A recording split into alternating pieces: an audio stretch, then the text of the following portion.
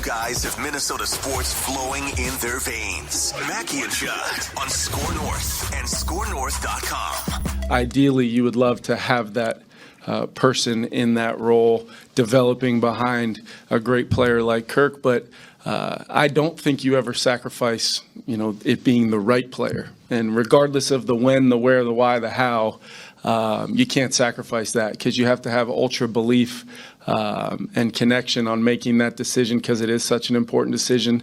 But I will say, very excited about Kirk in year two and in this system. And it's been a while since Kirk's been able to say that he gets to come back in the same system he ran previously with the same play caller. Did I see this right? So the NFL has replaced the Wonderlic, right, with like a cognitive test. Okay. I think it's called the S2 cognitive test. Okay. And apparently there's a couple quarterbacks that apparently knocked it out of the park, including one we're going to talk about here on this Feedback Friday edition of Minnesota Sports with Mackey and Judd, your home for Minnesota sports entertainment, speculation, therapy. So Kirk Cousins apparently reached out to this cognition company and asked if he could take the test. He appeared on some podcast. I think S2 Cognition has its own podcast. So interesting. If you're a current NFL quarterback, would you reach out to voluntarily to take the cognitive test just to see where you stand? I could see Kirk doing it. Totally. Couldn't you? 100%. Like it doesn't surprise me one bit. Yeah. You couldn't pay me to do a standardized test as an adult, but I can see why Kirk would love it. Standardized tests are just, they drive me crazy. It's such a subjective way because, some people test well, but because you don't does not mean you're dumb, and it doesn't mean that you don't have like a skill set that's brilliant. Or maybe like you're dumb, but now you're trying to justify it going forward. Like that could be the case too, Like you're dumb, but you have other things to offer, and you can be mad at tests for the rest of your life. But we've all seen book smart, people that test well who are morons. Yep. No, socially, I'd rather be idiots. street smart than book smart because I think 100%. It gets you further in life. Yes. But I took the ACT. By the way, we'll get you a really interesting mock draft here in a second here. But since we're on this thread, I took the ACT in high school. Like pretty much everyone in Minnesota, I think, takes the ACT. Maybe there's SAT in some areas, and I remember had it scheduled. But then we had a high school baseball game at the Metrodome the night before. So you're supposed to test at like 8 a.m., right? Right. Mm-hmm. Yep. Or so you're there at like 7 or 7:30, and it starts really early. It's ridiculous. And we had a baseball game at the Metrodome that didn't start until after 10 o'clock p.m. I think it was after a Twins game or something. And so the game gets over at like 1 o'clock in the morning, and then we bus from the Metrodome back to Buffalo, which took like an hour, and then got home. And I wound up getting to bed, I think, at maybe 3 o'clock. Got up at like 6. So I was on like 3.5 hours of sleep. Yep. Scored a 25 on my ACT, which is not terrible. But then I had a lot of friends who scored like 30 and 31. So you felt inferior. I'm like, you know what? If these friends can score 29 or 30, I'm going to take it again, but I'm going to sleep longer and just like put more prep into it. Really? So the second time, I slept for 10 hours. I studied. I did everything. Got a 25 again. Total waste of time. Why'd you do that? Because I felt like I didn't give it my best, and I felt like it was hindering. That score was hindering me wanting, like if I wanted to go to my grandpa went to Notre Dame and played football at Notre Dame. Yeah. I can't get into Notre Dame with a 25 ACT. At the time, I don't know if Did you really want to? At the time, yes, I did. Yeah. I knew I was going to St. Cloud State, so when I just took the test and I got the same age as my birthday on the score, I was like, okay, I'm good. I don't need What's like a 17? I got an 18. There you go. Atta boy. 18. See, on my birthday, on my 18th birthday in the morning of my own high school on a Saturday, I got an 18 on my ACT. So was the SAT dead by the time that both of you guys took the For testing? us, it was not. I took the a SAT. thing, which is out of 1,500, right? Yeah. And the ACT, I think, is coastal and mostly West Coast than it is. Yeah. ACT is more Midwest. Well, because the Saved by the Bell crew took the SAT, right? The So SAT, it must be a California test. Complete waste of time. Zach Morris scored a 1,500, if I'm not mistaken. With that big brick phone of his, too. Mm-hmm. All right. I have a mock. I have a mock draft for you guys here that's really interesting. I want a mock. And then we'll get to some feedback here on this Feedback Friday. So I'll share this on the screen for the YouTube audience. This is from the 33rd team. Mm-hmm. This is the platform that Mike Tannenbaum owns with some others. Like Rick Spielman's part of this. I think Mike Zimmer does some work for the 33rd team. He did for a while, for sure. Yep. So, in fact, here's some of the contributors. Matt Castle, Wayne Krabet, Eddie George, Greg Jennings, KJ Osborne. Whoa. Crazy. There's a bunch of contributors. Those are just the players. Anyways, the 33rd team put all their scouts together, and this is kind of a collective mock from like 5 of their scouts. They've got Bryce Young, number 1, CJ Stroud, number 2. The Colts trading up to 3 to draft Will Levis. That was my prediction. Interesting. And then we've got, okay, we'll just kind of scroll here. Rick Spielman. Look at Rick Spielman. There he is, Rick Spielman. Rick. He's chilling. Breaking down Jalen Carter. Jalen Carter to the Seahawks. Okay, let's keep going here. Some defensive players. Interesting. Okay, wow. So no Anthony Richardson yet in the 10. Okay. Hendon Hooker, 11th to the Titans. Wow. Yeah. Ballsy. Very Okay. ballsy. There's the Browns at 12 with the first receiver. I'm sorry, the Texans from the Browns with Jackson Smith and Jigba. Mm-hmm. And then let's go here. 13. Oh. Whoa. The Vikings are on the clock with the 13th overall pick here, according to the 33rd team. And they select. Oh, they got Richardson falling. Quarterback Anthony Richardson from the University of Florida. Wow. So they swap the 13 and the 23. They give up the 87, which is their 3rd round pick, and then next year's first to move up 10 spots for Anthony Richardson. And it says Richardson stunned people at the combine, but there are some questions about his film. He's certainly not a finished product. He'll need some time to become an NFL starting quarterback. What do you think? This is the first time we've seen Anthony Richardson go to the Vikings in a mock draft. I don't think he falls that far, personally. I don't think Hooker goes up as high as people or some folks are projecting, and I don't think that Richardson falls as far as some are projecting. The unknowns about Richardson, in my opinion, are more seductive than they will chase teams away. Because you're going to get coaches who say, "Look at that raw talent, little bit of work from me, and we're going to hone that." That's intriguing though. Like if that's the possibility, I certainly wouldn't say terrible idea. I don't think he gets out of the top 10. I really don't.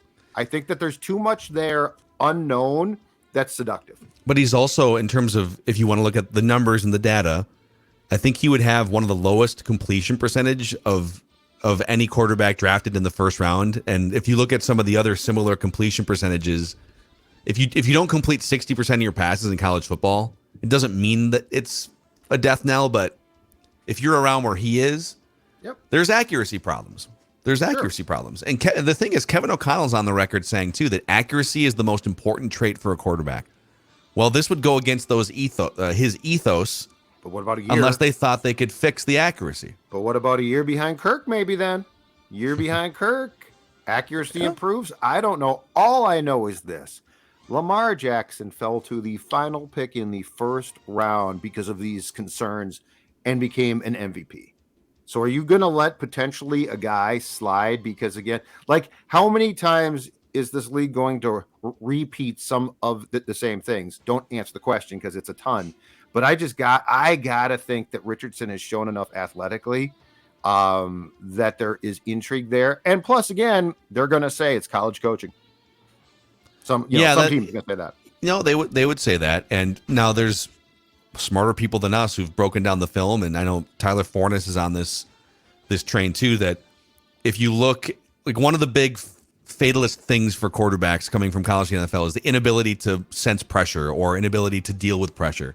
Yes. And a lot of people that break down the film say that Anthony Richardson actually has a great internal clock and it does a great job sort of sliding and moving and keeping a play alive, but that footwork is kind of a mess and the accuracy. But it's easier to fix that than to give a guy an internal clock. Yep. Also, if he's going to run for 750 yards and keep plays alive that way, okay, you can be a little less accurate if you can keep a 3rd and 8 play alive because you run for 12 yards, right? Dante Culpepper. It was, okay, we're going to sacrifice a little bit of classic pocket passer quarterback stuff, but he's also going to score like 10 rushing touchdowns and guarantee a first down on 3rd and 1 because he'll just sneak up the middle with his 260-pound frame. So, no, Anthony Richardson, very interesting. I would do this. If he fell to 13, I think I'm intrigued here. I think he's. I know I've been kind of anti the move up for the quarterback. I don't know if I love this, but if it's 13 and it's only one more future first round pick, I can be convinced into that. Now, if it's Richardson, you're probably not trading Kirk for draft capital. You're playing Kirk, sitting Richardson, and then you go with Richardson in 2024. So if it's a different quarterback, like if you, let's say it's CJ Stroud or something, you'd probably be more inclined to start him right away and trade Kirk for draft capital. So all kinds of tentacles here, but very interesting. All right, Matthew Klinger chimes in here via the SKOR North app. This is the best place to hit us up on Feedback Friday. SKOR North app. We stockpile as much as we can and get to as many as we can. Chris Sims released his quarterback draft rankings, and he has Hendon Hooker as his 3rd best quarterback and in the same tier as Bryce Young. Does this change your view on what the Vikings should do in round 1 or change your view of Hendon Hooker? No, zero, nada. I believe that Chris Sims had Kellen Mond above whom a couple of years ago. He had him above Justin Fields for sure. Yeah, so right. No. Chris Sims, God bless him, doesn't have my trust here. And I feel like he tries to, and I'm not blaming him. Dex, you are the chief clickbait officer of SKOR North, so I'm not casting stones here. But I feel like Chris Sims does a very good job of sparking conversation. Sure, so that's his job now. That's his job, right? But what I'm saying is, does my view on the Hooker thing change because of Chris Sims? The answer is no. I think what it shows you is that different analysts and experts and different teams have different orders of, like, we can look at the consensus mock and it's Bryce Young number 1 and CJ Stroud number 2 and then Anthony Richardson and Will Levis and then Hendon Hooker, and then there's a gap and then Hendon Hooker and then Tanner McKee or whatever, right? But there's probably 5 teams that have CJ Stroud number 1. And there's probably 10 teams that have Anthony Richardson number 1. There's probably 6 teams that have Hendon Hooker above Anthony Richardson or above Will Levis, right? Yep. So it'd be interesting to see what the Vikings big board looks like, but we're not going to be able to see that. Sneak in there. You know, Rick Spielman's big board used to just be magnetic names on a giant whiteboard. Remember that back in the day? Yes. Yeah. Absolutely. It was like imagine walking into a conference room and all 4 walls are whiteboard, and he had magnetic names stacked, and they'd be changing them all year long and have them in tiers and stuff. A shining moment in my career is when they debuted TCO and they showed the new draft board, and they used media names as players on position groups of the draft board. And I was a cornerback. Oh, there you go. Draft board. My name was behind Rochelle Olson on the draft board of the Star Tribune. So she tested really well apparently at as a cornerback in the combine. Her 3-cone drill was fantastic. Yeah, I heard. And you know, my bench preps, they really dropped my draft stock there. Can Declan lift the bar once? That's the question. Yeah, I don't know. Justin R chimes in, says on the Access Vikings podcast, Ben Gessling said he knows the Vikings are not as big of fans of certain quarterbacks in the draft as mock draft intelligence may suggest for them. I took that to mean Hendon Hooker. Any thoughts, gentlemen? Could they be bluffing? Didn't I hear that Ben was on with Barrero a couple days ago and said that they don't really have an interest in our guy, our banana peel eating guy, Will Levis. I think he did. I mean, look, their job is to a certain point float misinformation. You know, like for instance, if you love Richardson and you think he's starting to fall, you might say, well, if you're not accurate, I don't want you.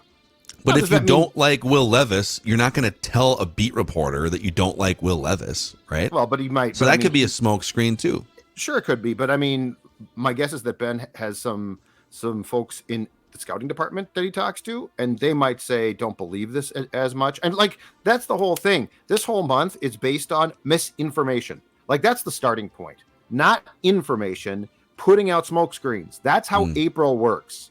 That's what makes it fun. It's great. It is great. Timothy Smith chimes in and says, so I think there's a huge move or multiple big moves in process here for the Vikings. Ooh. We know the multiple ways the Vikings can free up cap space for this year specifically, but there's a lot of reckless speculation saying Kirk possibly traded before the draft. I don't know where he's getting that speculation, but I'm here for it. Exactly. I really think the cap saving move, putting a majority of Kirk's cap hit into next year, is a sign the Vikings have a deal in place after June 1st to trade Kirk. No word from Danielle Hunter's camp, no word from Za'Darius's camp, no word from Dalvin's camp. All's quiet right now. Love this. Plus, out of nowhere, reports are surfacing that we are looking hard at quarterbacks in the draft. I'm so proud right now. Like, that is reckless speculation. That is at the tip of Mount Everest right there. That's taking everything we don't know and combining it into reckless speculation. I love this. It does feel a little quiet. Wrong. Feels a little 100%. too quiet, right? Well, like he said, where is the Hunter camp, which previously has been outspoken about things? Like, they've never been quiet before. Where's the Hunter camp? Seifert asked Kwesi about Cook's situation yesterday a couple of different times and got the runaround completely. Got to think something's up there. I love this. 100% buy the this. timing of the press conference being, let's put it before the offseason workout program in case guys don't show up. It's all very interesting. Or could there be some Kirk steam here too? Like, I mean, don't discount Mike Florio is not making up the fact on his report that the Vikings at the Combine are having sort of what seem to be casual conversations about Kirk. I think Timothy Smith might be onto something here, commenter. We have a ruling from lawyer Chase, the chief legal officer. I saw this, yes. Of SKOR North, Purple Daily, and of Mackie and Judd here, which we're going to get to in a moment. But a shout out to our friends at Dennis Kirk. Dennis Kirk. It's been a long winter, but motorcycle season is back this week. I've seen scooters out and about. People are out and about, seeing motorcycles with the 80, 85 degree weather. Make sure your motorcycle is ready to ride with Dennis Kirk, or whatever you ride. Harley, Indian, Metric Cruiser, Sport Bike, whatever you ride, you'll find what you need at DennisKirk.com. Boy. The monster? You hear the monster out there? No. Someone's an intruder. I don't know what's happening out there. Over 180,000 parts and accessories in stock, clothing and helmets as well. Shipping is free for orders over $89. If you order by 8 p.m., they ship the same day. Everything you need for your ride at DennisKirk.com. All right. Here's the ruling from lawyer Chase. So, Judd, you predicted earlier this year, it was like toward the beginning of the season, that Karl Anthony Towns there'd be a report that surfaces that he's unhappy with his role with the Timberwolves. Right. By the end of the season, right? Right. And there's some scuttlebutt because he had a come to Jesus meeting with Chris Finch about not getting the ball in mismatch situations and stuff, and he voiced his displeasure about, he voiced his displeasure and he met with Finch, right? So here's the ruling from lawyer Chase. Hello to all. We are here to discuss Judd's prediction. Essentially, Judd's prediction boils down to whether Cat was unhappy with his role within the Timberwolves. This question is tough since happiness is subjective. However, as we decide predictions on a case-by-case basis, we look to examples to aid in our analysis. For example, Wilt Chamberlain was unhappy with his role on the 76ers. Specifically, Wilt was unhappy with the 76ers as he did not want to be the guy. Rather, Wilt wanted to join the Lakers to be one of the guys. So he requested a trade. In another example, Kobe Bryant was reportedly unhappy with his role with the Lakers and requested a trade. He was unhappy with the future of the team, his role within it, his teammates. Here, Judd's prediction is not a hit. First, the report that involved Cat only stated that he had a meeting with Finch about offensive mismatches, not about his role with the team. Yeah. Second, unlike Chamberlain and Kobe, there are no credible reports to suggest that Cat is demanding a trade from Timberwolves ownership. Third, Cat continues to say the Timberwolves are his team and that I want to win in Minnesota. From the totality of the circumstances, Cat's request does not signal a bona fide expression of unhappiness with his role on the team. As such, Judd's prediction is not a hit. All the best. Lawyer Chase. I will abide by that. That's you know what? Well constructed. I asked. Chase answered. Very fair. He's right. Okay. Yeah, I think, who are we to question? I totally get that. He's going back and pulling precedent from different decades. Examples, exactly right. You got to go find historical precedents for sure. Nice work, Chase. So I think that's okay. This is why we do it. This is why we include the Purple Daily Leadership Cabinet in some of these write that down rulings. Our law firm is doing a great job, by the way. Like Chase is on top of these things. Yeah. Chase might make partner by the end of the year. Yeah. With concise rulings like this, he might make partner. All right, there's your first batch of feedback here on Minnesota Sports with Mackey and Judd. What do you think about Anthony Richardson if he falls within a range? We've talked a lot about Hooker because we're following the mock draft scent, right? Will Levis. What if Anthony Richardson falls toward 10 or 12 or 13? Would you give up a bunch to move up? Let us know in the YouTube comment section. And we appreciate you hanging out with us here on Minnesota Sports with Mackey and Judd.